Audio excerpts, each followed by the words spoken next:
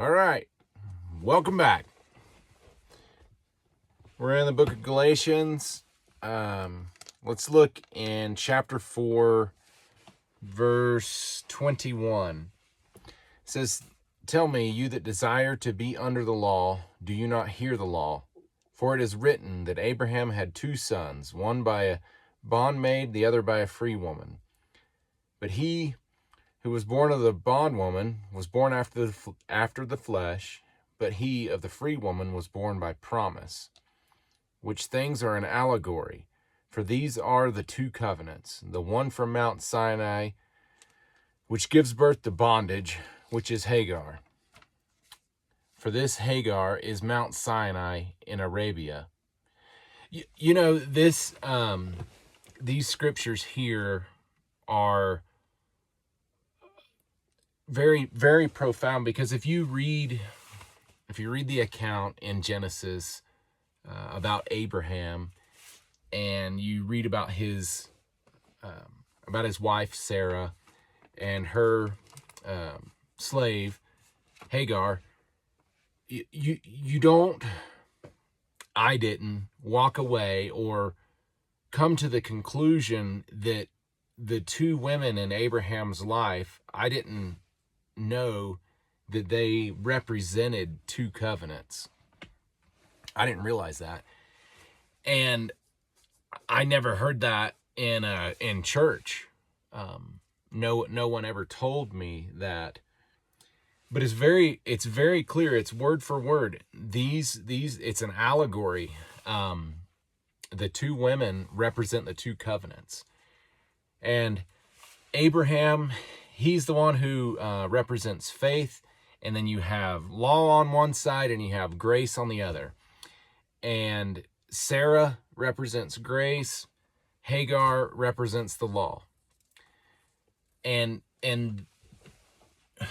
it's so interesting to me that you can be in or around or a part of Christianity and no one will ever tell you that.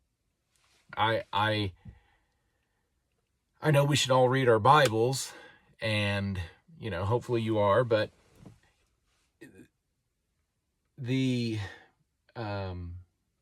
important thing to remember, there's so many important things to remember about this, but it's just so interesting to me why this isn't like mainstream, like why this isn't at the foundation, the building blocks of everyone's faith, knowing that it says that Hagar represents Mount Sinai. Okay, what was given on Mount Sinai? It was the 10 Commandments.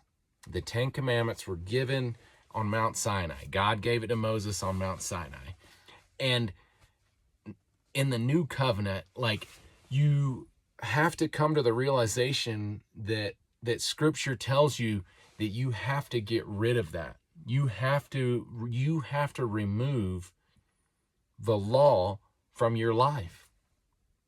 And it's critical. It's so vitally important.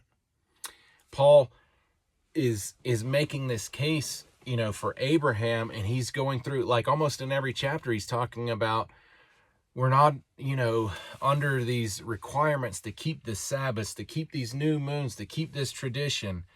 And he sums it up. He says, hey guys, like, the two women in Abraham's life, they represent the two covenants. And I just know from my experience in life, no one ever told me that as a Christian. I thought that we were to strive for our best to keep the law. And I didn't know that it was, as Paul says in this book, that it was a schoolmaster to lead us unto Christ, and then we were to get rid of it. I didn't know that. That didn't make it that. And the first time I heard it, I was like, that doesn't make any sense. Like, how are we going to live these ethical, moral lives how do we do that if we take away the 10 Commandments out of our life? And it was From my experience, I was afraid to even hear someone say that. I was like, whoa, that's crazy. Like, what's going on with this guy? He's out there. Like, what do you mean, take the 10 Commandments away? And then, as you look into this, in every book of the New Testament, it is just glaringly obvious that is the crux of the message. It is the essence of all of what Christ came to do, is to remove the law from the life of a believer.